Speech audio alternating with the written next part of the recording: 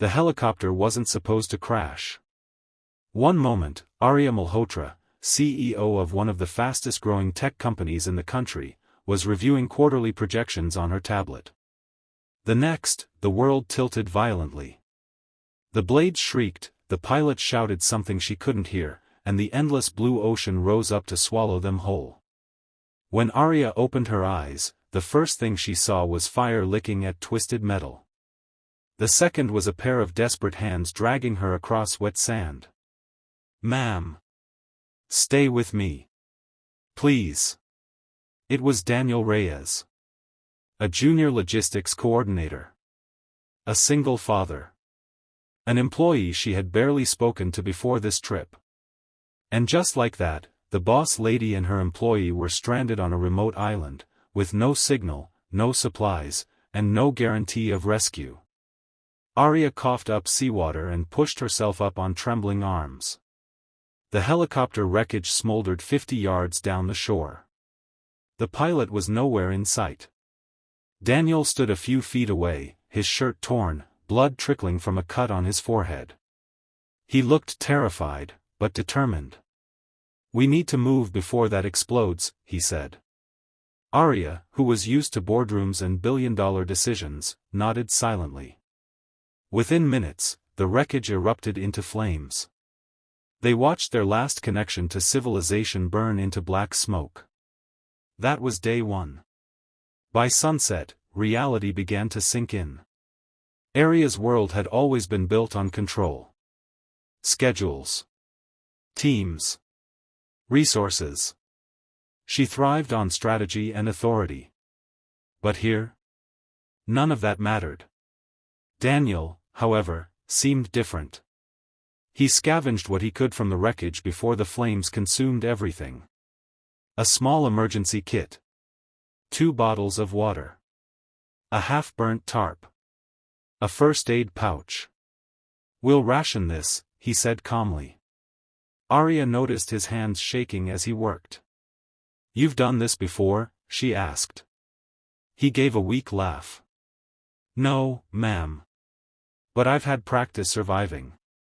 She didn't understand what he meant, yet. The first night was brutal. They took shelter beneath palm trees, using the tarp to block the wind. The sounds of the island were alive, waves crashing, insects buzzing, distant rustling in the trees. Arya couldn't sleep. "I should have postponed this inspection," she murmured into the darkness. This trip was unnecessary. Daniel stared at the stars. "My daughter begged me not to come." Arya turned toward him. "She's 6, he continued softly. "Her mom passed away 2 years ago. It's just me and her now." Something tightened in Arya's chest. "What's her name?" "Sophia." He said it like it was the most precious word in the world. For the first time since the crash, Arya didn't feel like the most important person on the island. Day 2 brought hunger. Their water was limited. The sun was merciless. Arya's designer heels were useless in the sand, she tossed them aside and walked barefoot, wincing at every step. Daniel fashioned a crude spear from driftwood and attempted to catch fish in the shallow water.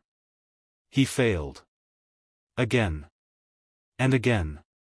Frustration boiled over. "I'm sorry," he muttered after his 4th attempt. "I'm not very good at this." Arya surprised herself by stepping into the water beside him. "Teach me," she said. He blinked. "You want to try?" "I didn't build a company from nothing by giving up after 4 failures." That was the first time he saw the fire in her, not the intimidating CEO, but the fighter beneath. Together, soaked and exhausted, they finally caught a small fish. It wasn't much. But it was hope. By day 4, their conversations grew deeper. Without emails, meetings, and hierarchy, they were just 2 humans trying to survive. Arya learned that Daniel worked 2 jobs before she promoted him to logistics coordinator. That he often stayed late not for overtime, but because it meant free office air conditioning before returning to his tiny apartment. That he sometimes skipped meals so Sophia wouldn't have to. You never mentioned any of this, Arya said quietly. Daniel shrugged. Didn't want special treatment. She looked at the sand between her fingers. All those quarterly meetings about cost efficiency. All those decisions about cutting staff benefits to boost profit margins.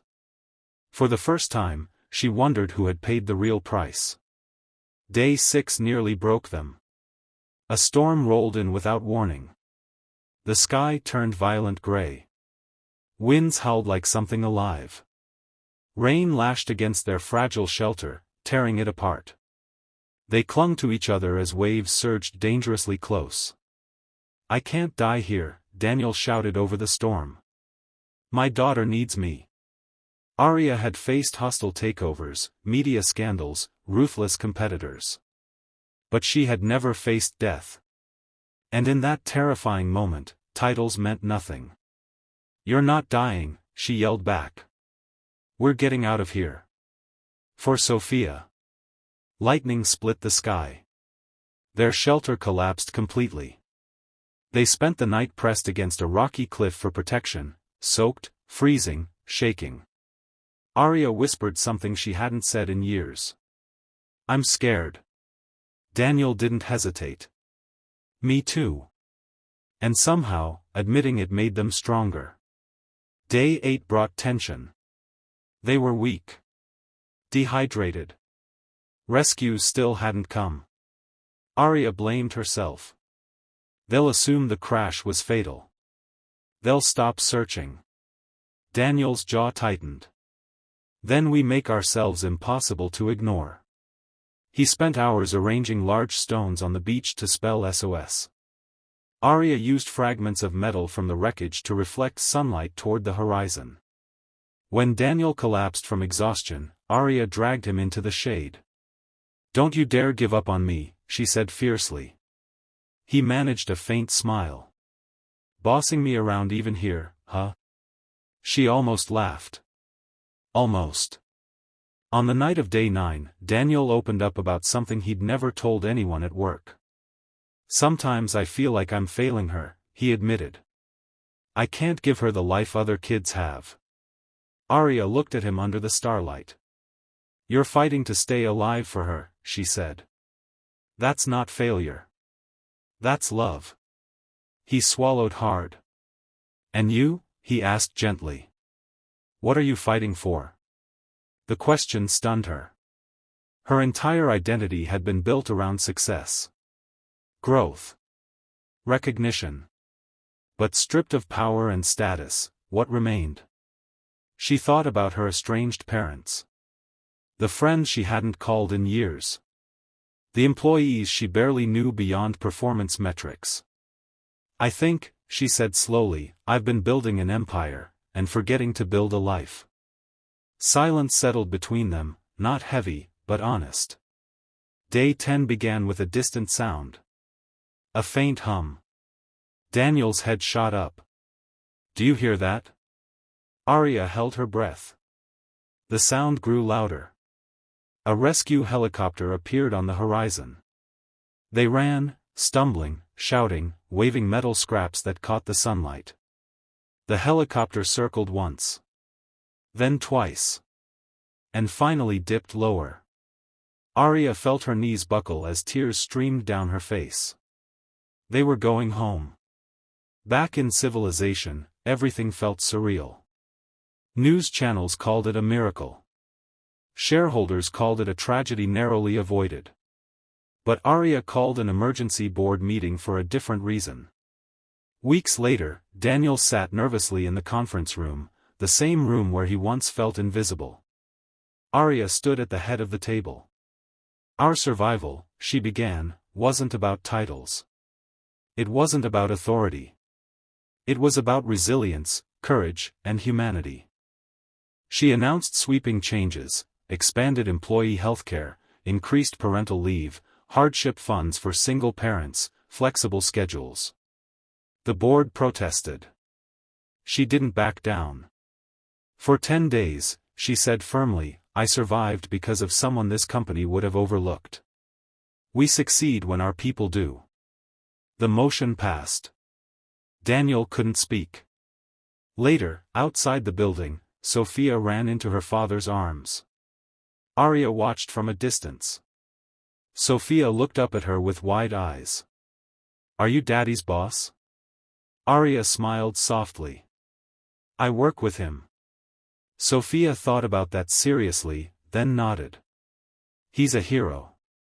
Arya felt tears sting her eyes again. Yes, she whispered. He is. Months later, Arya stood on a different kind of stage, launching a new foundation dedicated to employee welfare and community support. But this time, she wasn't alone. Daniel stood beside her. Not as her subordinate, but as her partner in purpose.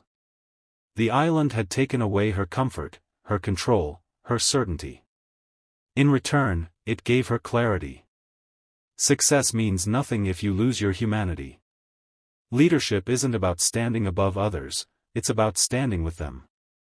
And sometimes, it takes being lost in the middle of nowhere, to finally find what truly matters.